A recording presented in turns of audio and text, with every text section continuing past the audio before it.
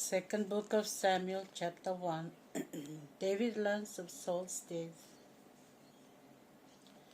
After the death of Saul, David returned from defeating the Amalekites and stayed 2 days in Ziklag.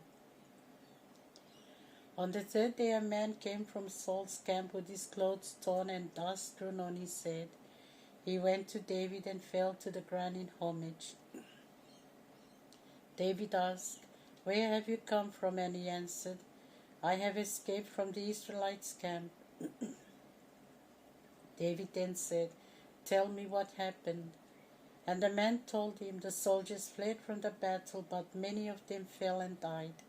Saul and his son Jonathan, they too are dead." Then David asked the young man who reported this, "How do you know that Saul and his son Jonathan are dead?" The young man replied, "I happened to be on Mount Gilboa, and I saw Saul leaning on his spear while chariots and horsemen were closing in on him. He turned around and seeing me called me. I said, 'Here I am.' He asked, 'Who are you?' And I replied, 'I am an Amalekite.' He then said to me, 'Come here and kill me, for I feel dizzy, though I am fully alive.' So I went over and killed him, for I knew that he would fall and not rise again. Then I removed the crown from his head and the armlet from his arm, both of which I have here to give you, my lord." At this, David took hold of his clothes and tore them, and his men did the same. And they mourned, weeping and fasting until evening for the death of Saul and his son Jonathan, and for the soldiers of the Lord and for the nation of Israel. David asked the young man who told him this, "Where are you from?" And he answered, "I am the son of an Amalekite immigrant." David said, "Why were you not afraid to lay your hands on the Lord's anointed and kill him?" He then called one of his men and ordered him, "Come and strike him down." He struck the Amalekite down and he died. David said to him, "You will answer with your own blood, for you condemned yourself when you said, 'I have killed the Lord's anointed.'" David's Song of Lamentation. David sang this song of lamentation for Saul and his son Jonathan, and had it taught to the people of Judah. It is called the Bow, and is found in the book of the Just. Your glory, O Israel, is lain upon your mountains. How the mighty ones have fallen. Tell it not in Gath, proclaim it not in the streets of Ashkelon, lest the Philistine women rejoice, lest foreign maidens exult. Mountains of Gilboa, let neither dew nor rain visit you, no more fertile fields on you. For on you the shield of the valiant was defiled, the shield of Saul the anointed, no longer with oil. From the blood of the slain, from the fat of the warriors, the bow of Jonathan did not turn back, nor did the sword of Saul return unstained. Saul and Jonathan, beloved and cherished, neither in life nor in death were they parted. Swifter than eagles they were, and stronger than lions. Women of Israel, weep over Saul, who clothed you in scarlet and finery, who adorn your garments with golden jewelry. How the valiant have fallen in the midst of the battle. Jonathan lies slain on your mountains. I grieve for you, my brother Jonathan. How dear have you been to me. Your love for me was wonderful, even more than the love of women. How the valiant have fallen. The weapons of war have perished. 2 Samuel chapter 2. David king over Judah. After this, David consulted the Lord. "Shall I go up to one of the cities of Judah?" The Lord answered him, "Go." Then David asked, "Where shall I go?" He answered, "To Hebron." So David went up to Hebron with his 2 wives, Ahinoam of Jezreel and Abigail the widow of Nabal of Carmel. David also brought up his men with their families, and they settled in the towns of Hebron. Then the men of Judah came, and there they anointed David king over the house of Judah. David learned that the men of Jabesh Gilead had buried Saul, So he sent messengers to them with these words: May the Lord bless you, for you have dealt kindly with Saul your master and have buried him. May the Lord show his love and fidelity to you. I in turn will be kind to you for having done this. Now be brave and strong, for although your master Saul is dead, the people of Judah have anointed me their king. Now Abner son of Ner, Saul's general, had taken Ishmael son of Saul and brought him over to Mahanaim, where he had made him king over Gilead, the Ashurites, Jezreel, Ephraim, Benjamin, and the rest of Israel. Ishmael, Saul's son, was 40 years old when he began to reign over Israel, and he reigned for 2 years. Only the people of Judah followed David.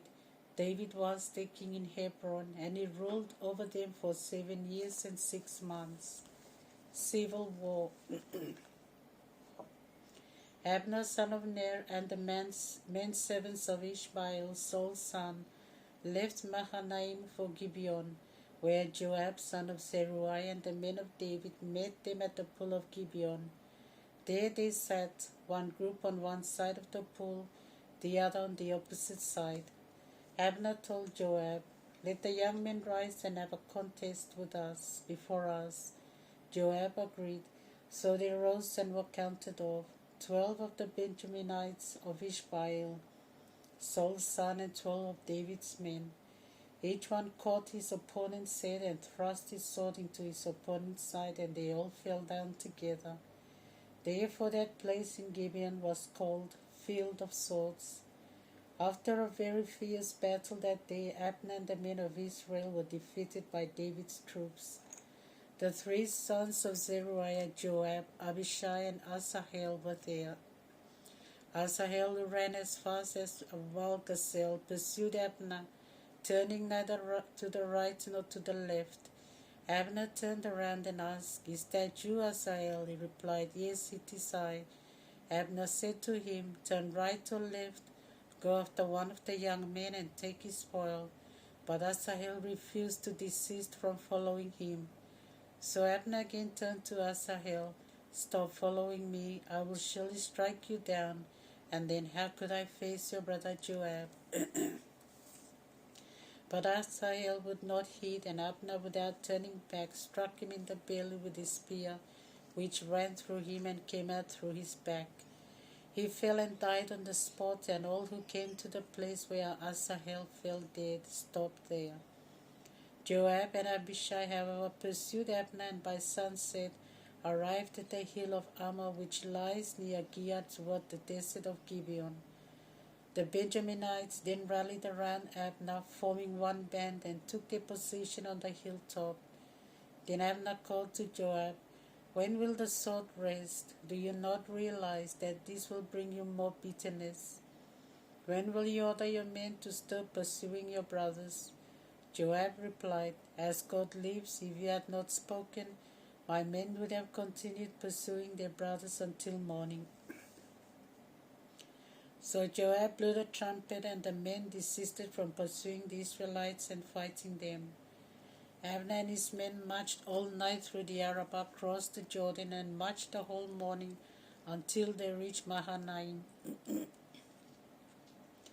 As for Joab, he stopped pursuing Abner and gathered all his men. Besides Asahel, 19 of David's servants were missing. But David's men had killed 360 of Abner's men from among the Benjaminites. Asahel was taken and buried in his father's tomb at Bethlehem. Then Joab and his men marched all night and reached Hebron at daybreak. Psalm 121. God will not fail you. I lift up my eyes to the mountains, from where shall come my help. My help comes from the Lord, the maker of heaven and earth. He will not let your foot slip. He watches over you and will not slumber.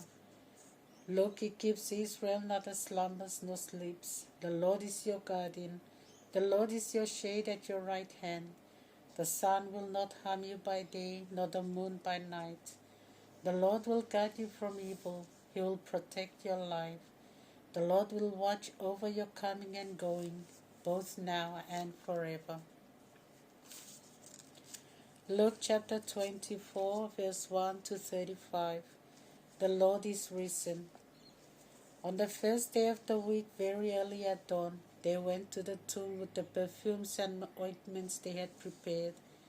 Seeing the stone rolled away from the opening of the tomb, they entered but did not find the body of the Lord Jesus. As they stood there puzzled, two men in dazzling clothes appeared beside them.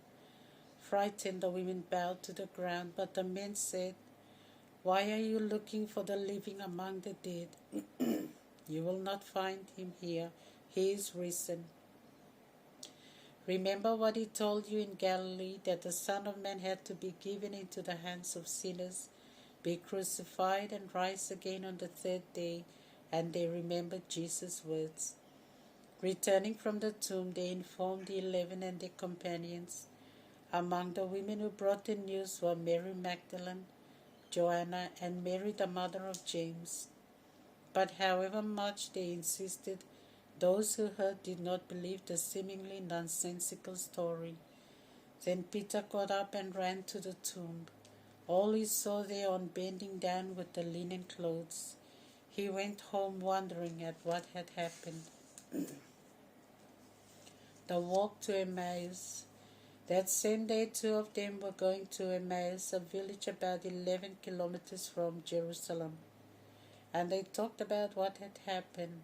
While they were talking and discussing these things, Jesus came up and walked with them, but their eyes were kept from recognizing him. He asked, "What is this you are talking about as you walk along?"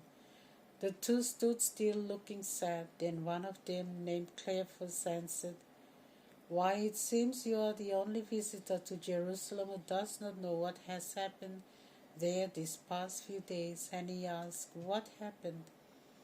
They replied, "It is about Jesus of Nazareth. He was a prophet, powerful in word and deed before God and the people. But the chief priests and our rulers handed him over to be sentenced to death, and he was crucified. Yet we had been hoping that he would be the one to set Israel free. And to add this, it is now the third day since all this happened. Some women in our group surprised us greatly. They went to the tomb early this morning but did not find his body. When they came back to us, they had a story about seeing a vision of angels who told them that Jesus was alive. Some friends of our group went to the tomb and found everything just as the women had said, but they did not see him. He said to them, "How dull you are and how slow of understanding. You fail to believe the message of the prophets. Was it not necessary that the Christ should suffer all this and then enter into his glory?" Then, starting with Moses and going through all the prophets, he explained to them everything in Scripture concerning himself. As they drew near the village they were heading for, Jesus made it as if to go further, but they urged him, "Stay with us, for it will soon be dark." The day is now almost over, so he went in to stay with them. When they were at table, he took the bread, said the blessing, broke it and gave it to them. Their eyes were opened and they recognized him, but he vanished out of their sight.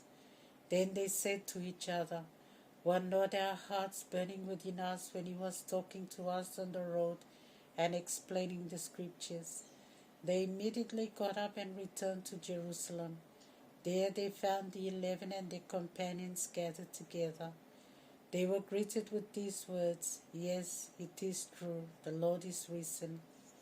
He has appeared to Simon." Then the two told what had happened on the road and how Jesus was recognized by them when he broke bread with them.